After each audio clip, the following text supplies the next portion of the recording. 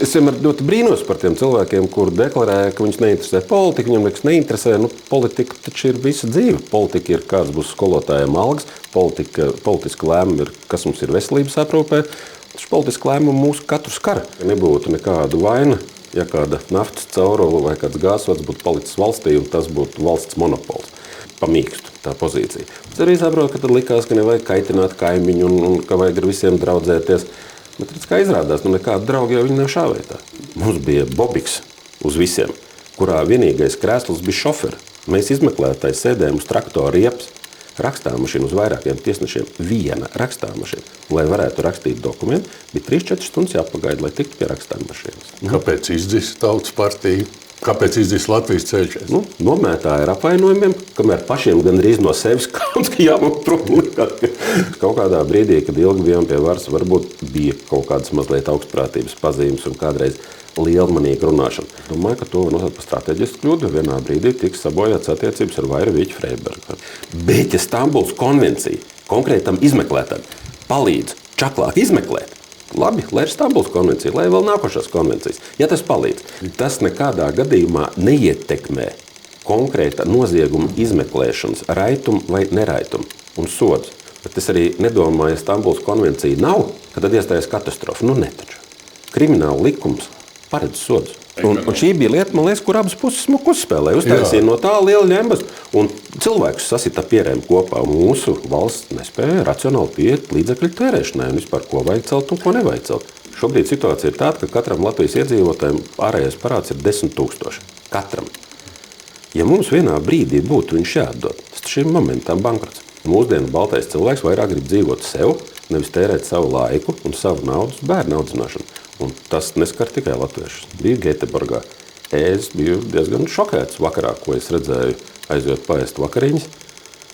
Man liekas, ka baltie, man liekas, kaut kādā vairāk 10 gadu griezumā būs liels ziebs. Es ceru, es ceru, ka liberālās vērtības straujāk izies no modas.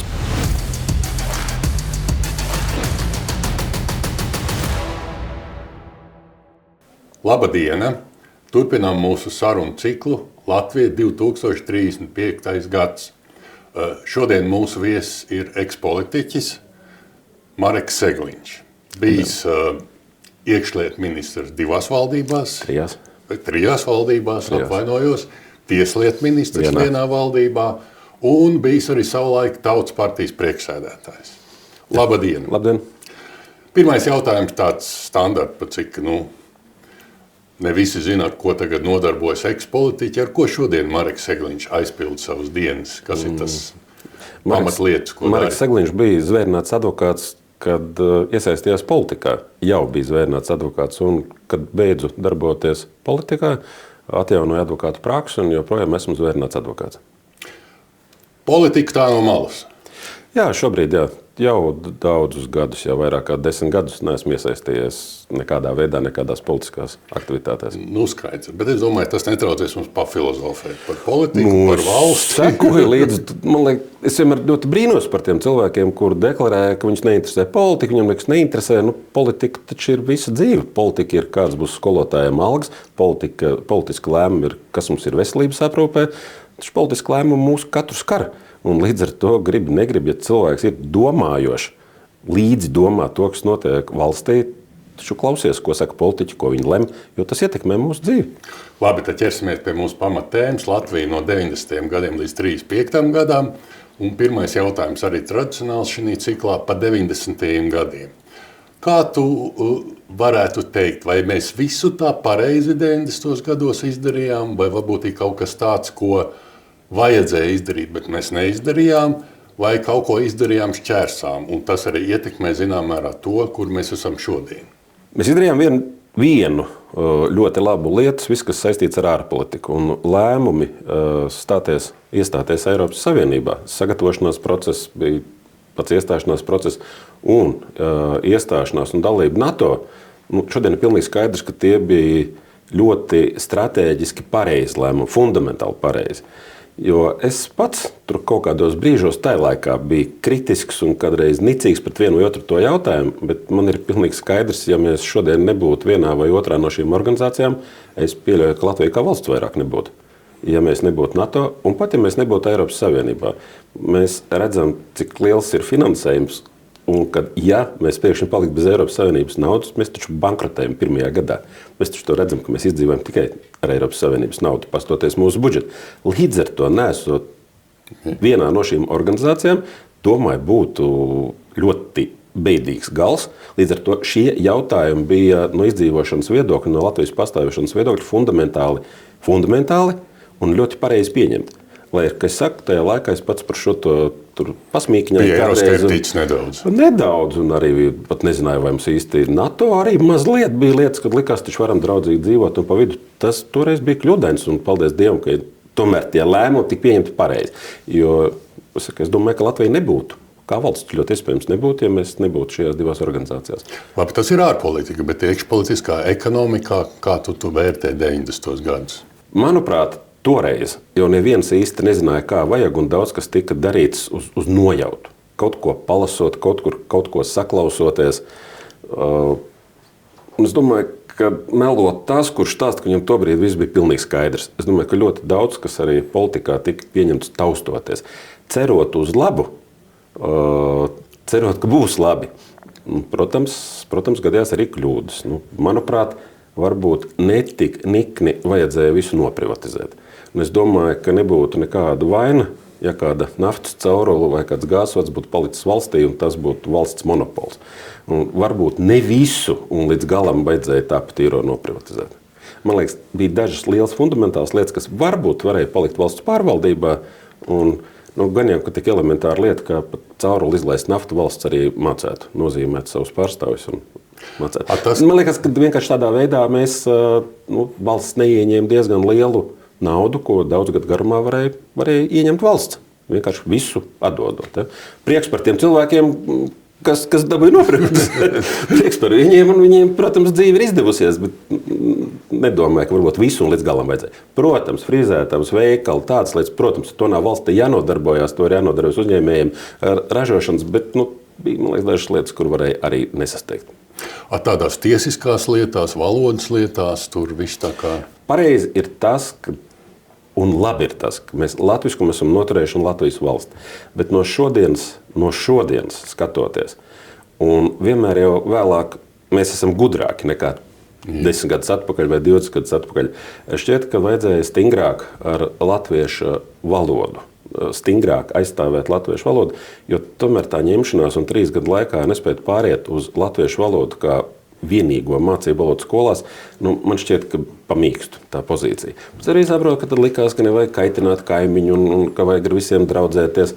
Bet redz, kā izrādās, nekāda drauga jau viņi nav šāvētā. Vienalga, cik tur draudzīgi vai cik mīksti vai cik maigi mēģināja, nekādi draugi jau nav.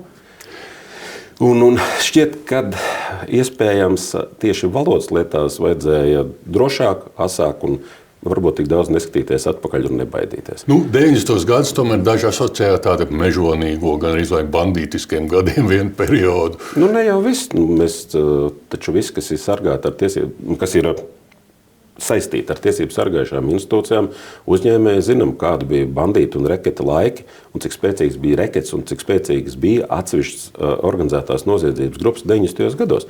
Tas viss bija, bet ir jāsaka, ka valsts to spēja arī pārlaust. Un valsts spēja saņemties, vienu otru ielikt cietumos, tas bandas pašķīdināt, un viņu jau tādu nav. Tāda noziedzība, kā bija 90. gados, taču ne tuva vairāk nav. Mums ir tagad cits kaut kādas problēmas, bet tieši tāda brutāls banditisms, brutāls izspiešanas, tā taču viss ir pagātne. Un ar to valsts spēja tikt galā.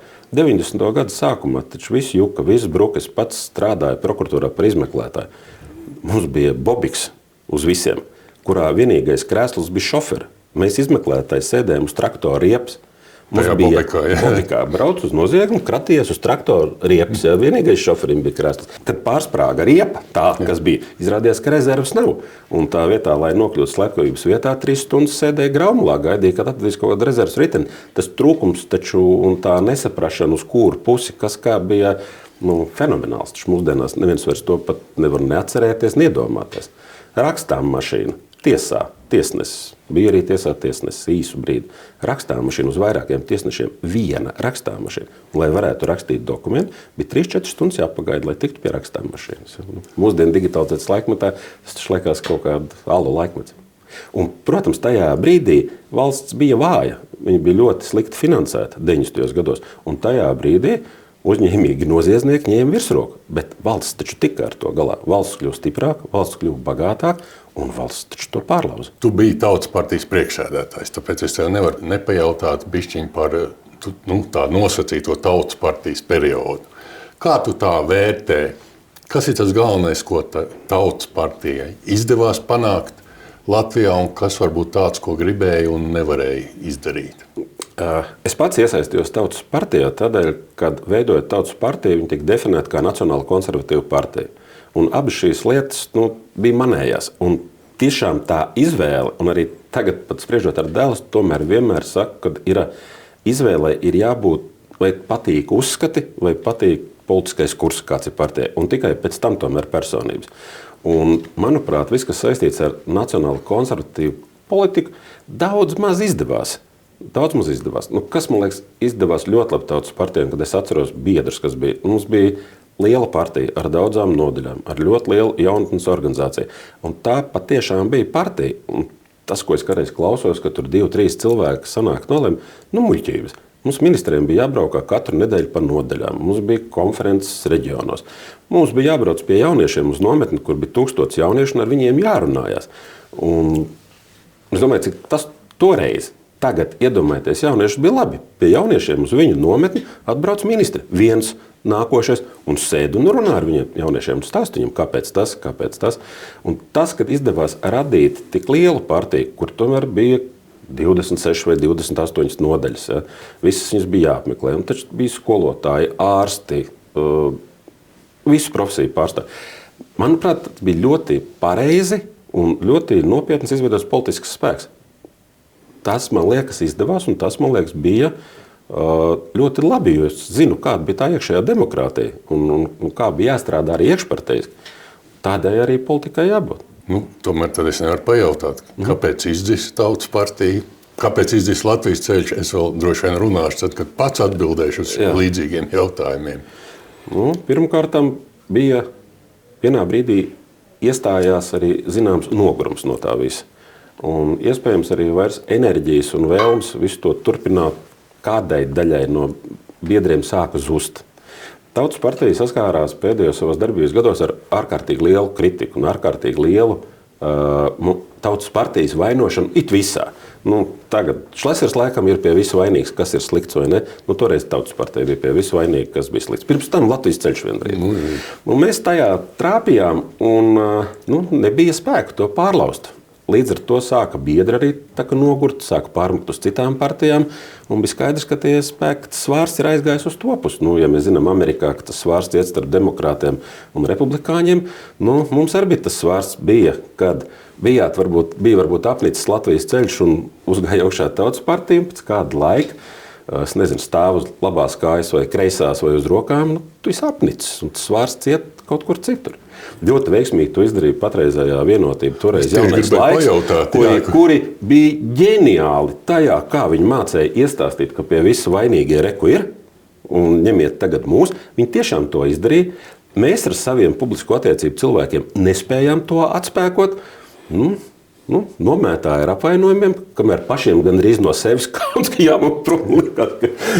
Jau gandrīz tā, ka liekas, vai negribas pat uz veikalu iet, ja tu jau sāc justies tik vainīgs un visu laiku tev kaut ko met virsū un tik tīries, beigās liekas, varbūt jālaižās, jābeidz viss pasākums. Un es jūtu, ka biedriem vienai daļai bija tā, ka gandrīz jau paši sāk justies vainīgi visā, jo bija brīdis, ka likās, ka esam vainīgi visā. Un viss tā arī pietrūktas. Bet bija nevainojama partija? Tādas nav. Es arī neesmu tik naivs, lai domātu, ka šodien kāda ir nevainojama un bez grēka. Protams, ka bija kļūdas. Kaut kādā brīdī, kad ilgi bijām pie varas, varbūt bija kaut kādas mazliet augstprātības pazīmes un kādreiz lielmanīga runāšana. Bija, manuprāt, arī dažas stratēģiskas kļūdas. Nu, un tad nāca viss tā nelaime ar bankām, kas sākās. Piemēram, strateģisku kļūdu kādu. Es domāju, ka to var nosaukt par strateģisku kļūdu, jo vienā brīdī tiks sabojāts attiecības ar Vairu Viķu Freibergu, ar prezidentu Vairu Viķu Freibergu. Un, nevajag iegūt par pretinieku, un ka tev publiski kaut ko aizrāda tādu personu. Domāju, strateģiska kļūda bija nespēja izveidot attiecības ar vienu otru mēdīju. Un, ja tev ir kāds mēdījis, kas tev sāk rītā vakarā riet, ilgi neizturēs. Var jau censties. Tās, manuprāt, ir strateģiskas kļūdas. Man liekas, ka strateģiska kļūda bija vienmēr censties uzkrāsot oranžo zvaigzni un ieskriet cienā par katru jautājumu. Bija grupa cilvēku, kur uzskatīja, ka īsti tautpartieši dara tā, ka izsit cauri jebko. Manuprāt, tās ir kļūdas. Nevajag jebko sist cauri. Ir reizes, kad, ja neiet pa labam, tad varbūt jāpaņem pauze, jāpameklē sabiedrotie, varbūt uz mirklīti jāatkāpjas. Jā, manuprāt, bija jautājumi, kur diplomātisms pietrūka, kur vienkārši mēģinājām ņemt kādu jautājumu uz spēku.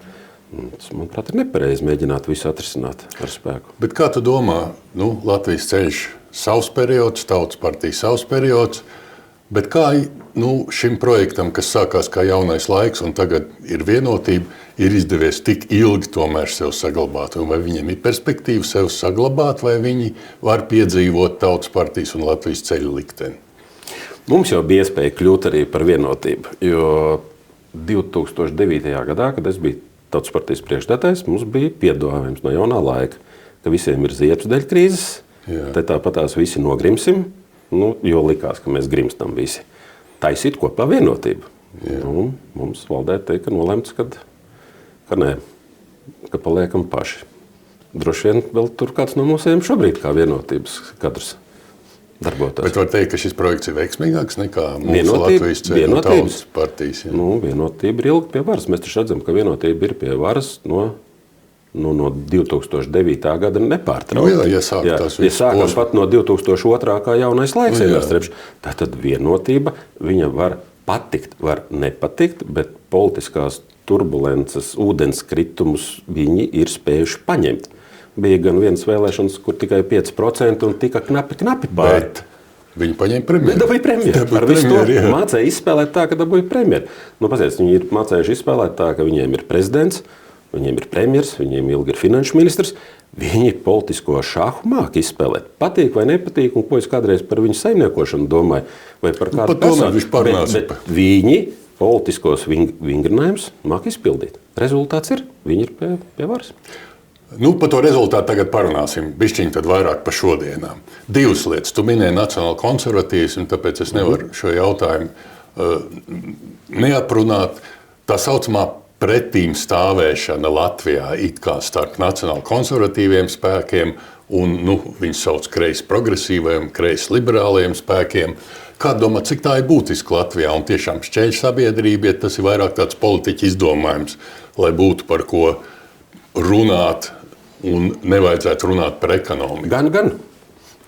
Jo ir taču taisnība tā, ka cilvēkiem dalās uzskati. Un katrs individuāli mēs esam kāds liberālāks, kāds konservatīvāks, kāds globālists.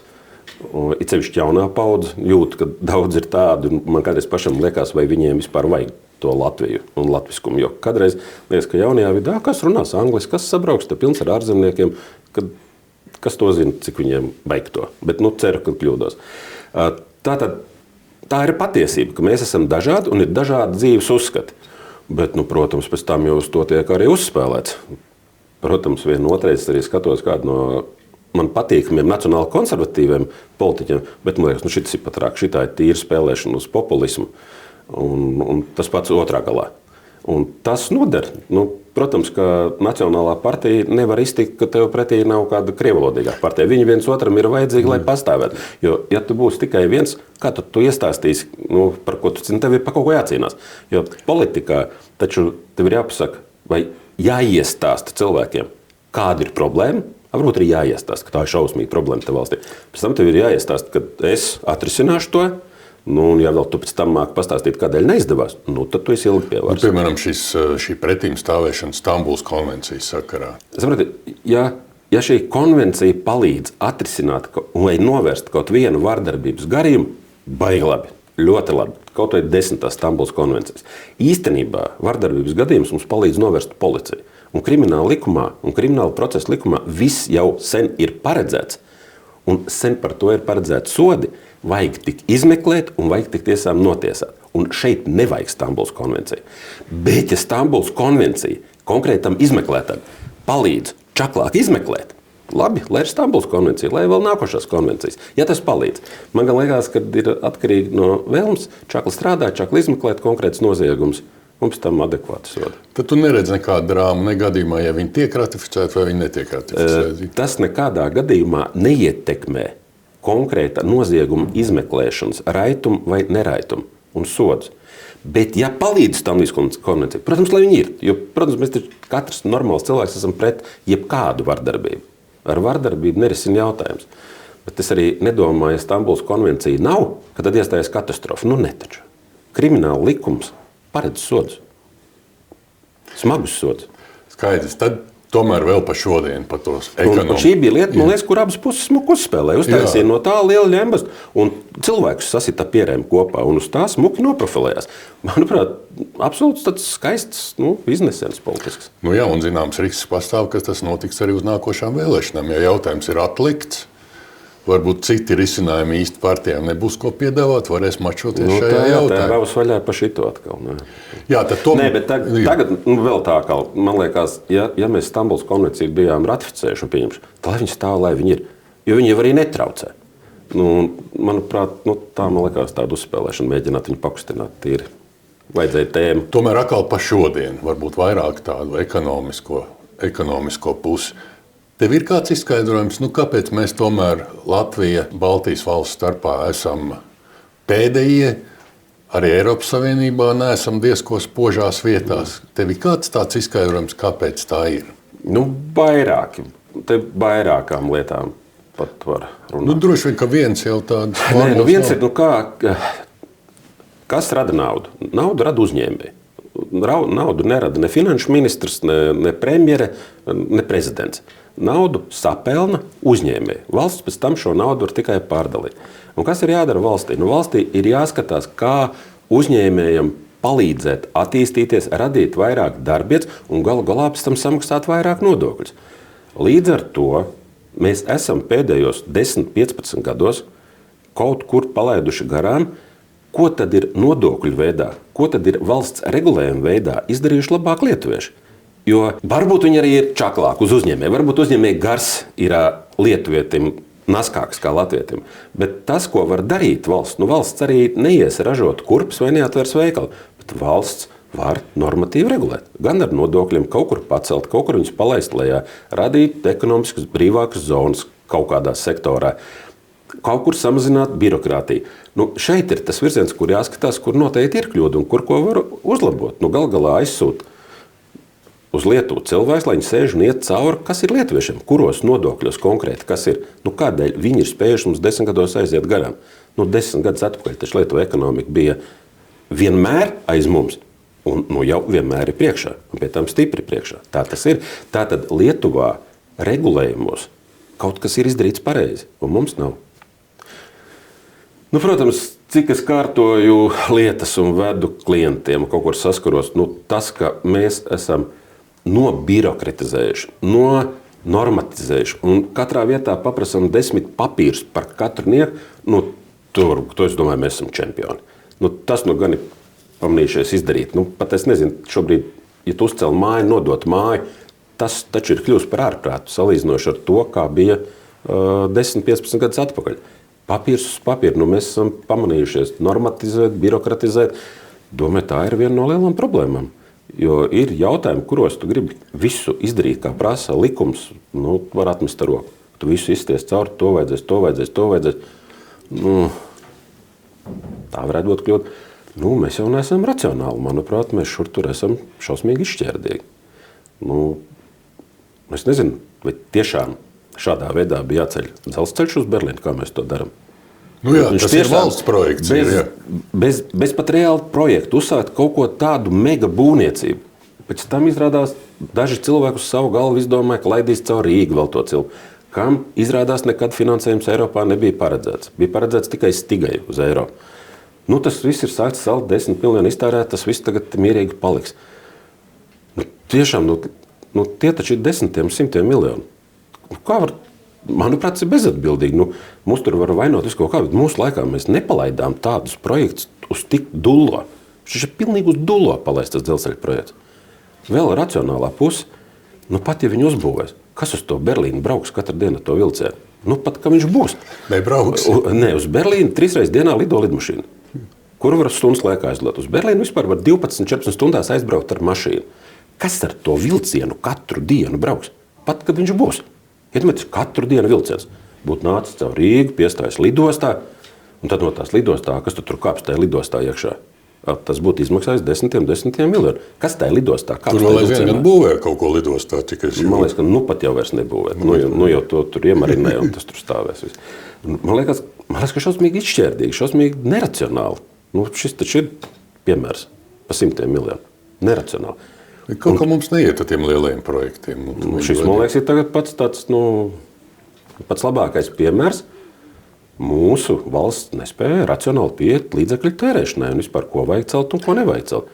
Bet mēs vienmēr vajag uztaisīt kārtīgu ceļu līdz Bauskai 2 joslās. Un tālāk vēl lietuviešiem uztaisīt līdz Kaunijai. Tālāk viss ir 2-3 joslas. Caur visai Polijai kādi ceļiet. Uz to Vāciju taču būtu elementāri aizbraukt. Varbūt tad ir ceļu uztaisīt vienkārši līdz Bauskai. 2 joslas katrā virzienā. Tā kā tagad ir līdz Ķekavai. Mēs ceļam dzelzceļu. Labi. Bet redz, valsts, tā lieta jau, ka tas nav valsts. Tie kaut kādi tomēr konkrētie cilvēki, bet kaut kā tos konkrētos cilvēkus mēs attaustam. Jā. Noteikti taču bija kāda sanāksme, kur lēma un nolēma, ka jāceļam, ka laižam caur Rīgu to vilcienu, kam nebija nauda vispār. Tagad izrādās, ka tam nauda nekad nav bijusi. Bet taču kāda, kas nolēma, laižam. Bet vai nav tā, ka tu minēji, ka mēs ļoti daudz esam atkarīgi no Eiropas Savienības? Pasaukt, kur ir tādas izšķērdības, bet šī, man liekas, tās būs piemineklis. Viņš te Rīgas centrā stāvēs un pie līdos tie pieminekļi stāvēs 10 gadus. Latvijas valsts izšķērdībai un tādai neracionālai domāšanai. Man liekas, ka ļoti tāds bravūrīgs un uz dullo projekts. Man liekas, tas ir nedaudz arī saistīts ar to paļaušanos, to, ko tu minēji, ka mēs ļoti daudz esam atkarīgi no Eiropas Savienības naudām. Un zinām tādu paļaušanās, gan jau Eiropas Savienība mums iedos to trūkstošo naudu, vai tā mūsu atkarība no Eiropas Savienības naudām nav bišķi pa traku? Mēs neesam uz tādas kā adats bišķi uzsēdušies. Dod ir jāņem. Jo dod jau var paņemt. Būtu jau arī muļķīgi, ja mēs neņemtu un blakus lietuviešu vai igauņu ņemtu. Jautājums, kā mēs viņu iztērējam? Pālim, Daugavā vai... Un vēl, paklausoties, tomēr kāds ir uz šobrīd valsts parāds un cik viņš katru gadu kļūst lielāks. Un šobrīd situācija ir tāda, ka katram Latvijas iedzīvotājiem ārējais parāds ir 10 000. Katram. Ja mums vienā brīdī būtu viņš jāatdod, tas šim momentā bankrots. Un es domāju, ka to saprot katrs. Tātad mēs paļaujamies atkal uz to, ka katru gadu viņi pagarinās un iedos vēl klāt. Bet mēs taču nevienu gadu pēdējos 10 gadus neesam dzīvojuši par to, cik nopelnām, cik mums ir naudas, cik arī tērēši. Mēs visu laiku kāpinam valsts ārējo parādu. Visu laiku. Ja paprasīs kādreiz atpakaļ. Tātad plāns ir, ka nepaprasīs. Tā kā Grieķija, piemēram, vienmēr izlēferē. Tas plāns, politiskais plāns finansiāli ir, ka gan jau, ka nepaprasīs atpakaļ. Jo to nevar atdot. Ja vienā brīdī ir jādod, to taču nevar atdot. Tas ir bankrots. Tātad 2 varianti, 3. Viens izjūka Eiropas Savienība nav jādod, totāla eiro devalvācija vai norakstīs. Vai tā ir tāda begudrā politika? Tāda droši iet parādos, gan jau kaut kā. Mēs taču katrs nobankrotētu. Jūs, es, jebkurš, ja mēs tā dzīvot, mēs individuāli nobankrotētu. Labi, visu to tu konstatē, bet demokrātija ir tikai viens mehānisms. Vēlēšanas, iespējams valdības maiņas. Vai tu uz nākošām vēlēšanām saredzi kādu politisko spēku, kas nāktu ar kaut kādu tomēr konkrētu piedāvājumu, kā šīs visas lietas risināt? Uzņēmēju darbību. Ekonomiski neesmu neko dzirdējis.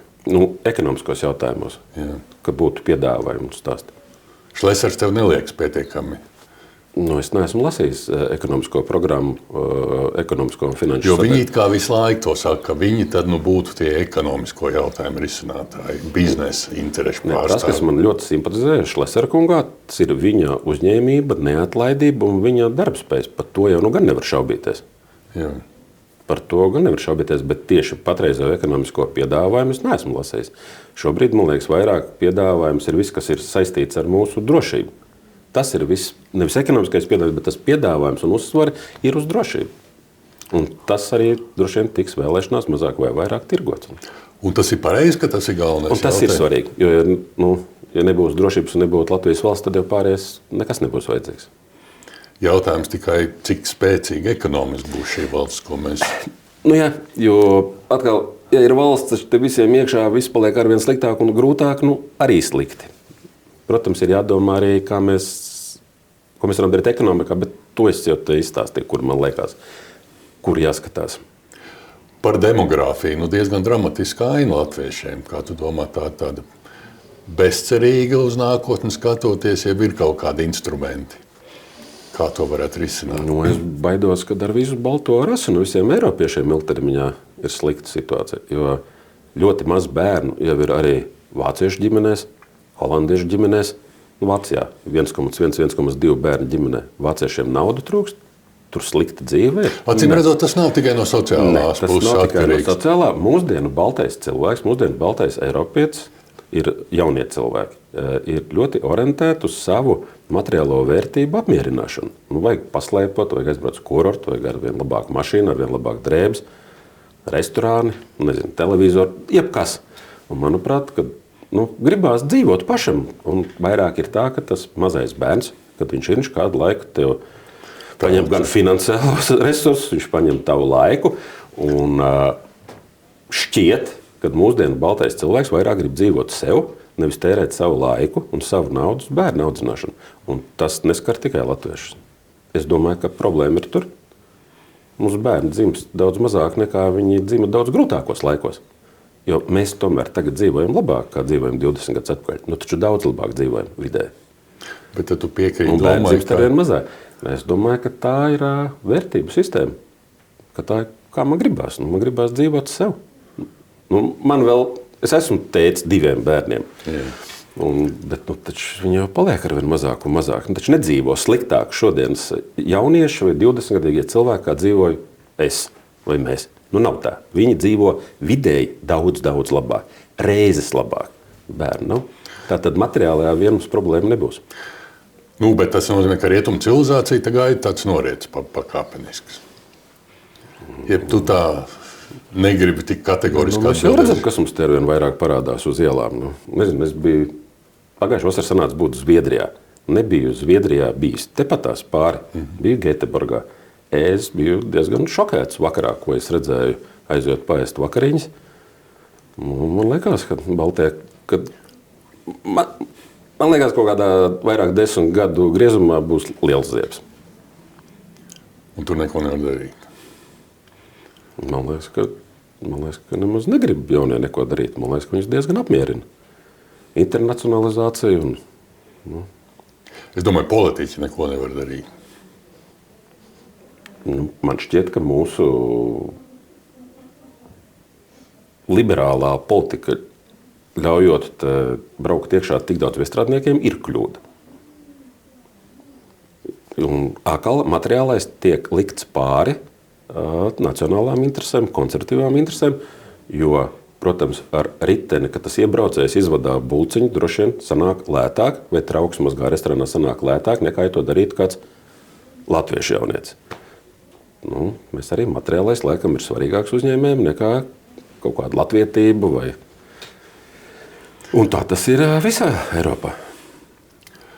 Daudz runā par to, ka politikā Latvijā trūkst. Man liekas, ka aiz labas dzīves, un ka tā labā dzīve ir svarīgākā, un pārējās visas vērtības tomēr tiek pastumts malā un izliekamies, ka viņu nav. Jā, bet tas ir vērtība jautājums tādā nozīmē, ka ko mēs definējam par labu dzīvi. Vai par labu dzīvi mēs definējam tieši tā materiālo pusi, vai tomēr labā dzīvē ietilps arī liela ģimene un radinieki un...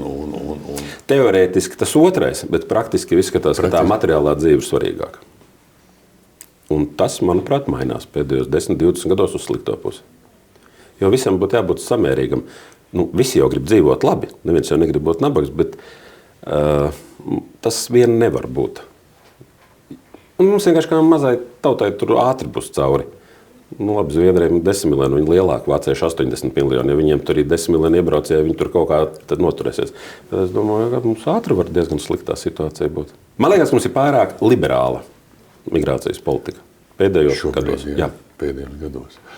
Runājot vēlreiz par vēlēšanām un par politiķiem, diezgan daudz runā par to, ka spējīgi cilvēki neiet politikā. Kā tu vērtē šos Alve Hermaņa priekšlikumus mainīt pilnīgā vēlēšanu sistēmu? Es domāju, ka tas absolūti nestrādās, ko Hermaņa kungs ir izdomājis, jo es esmu strādājis 3 saimās, un es redzu, cik ir grūti jau tad, kad tomēr politiķi sadalījušies kaut kādās grupās, kur viņi jau iekšēji pieņem lēmumus un tad novienoties. Ja tur sēdēs 100 profesoru vai 100 slimnīcu galvenie ārsti, vai 100 skolu direktori, kas būs individuāli, katrs gudrs un katrs malacis.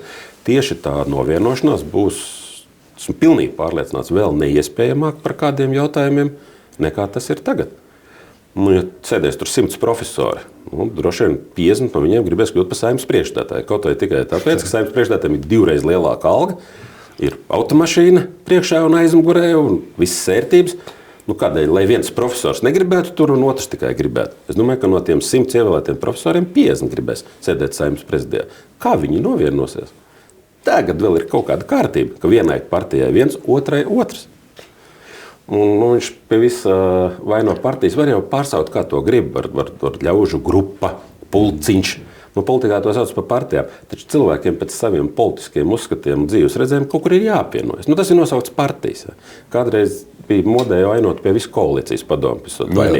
Visi ārprāts, visi izlem koalīcijas padomu, bet tagad tā koalīcijas padomu būtu bijis kaut kāds velns ar ragiem. Tie taču bija tie paši politiķi, kas iepriekšējā vakarā sanāk kopā un pāriet pāri pa galveniem jautājumiem. Kā mēs redzam, koalīcijas padomu ir atgriezusies. Un vienbrīd sauc to par sadarbības padomu, par ko? Man liekas, ka arī tagad vainot visas partijas un te katrs pa vienam startēs.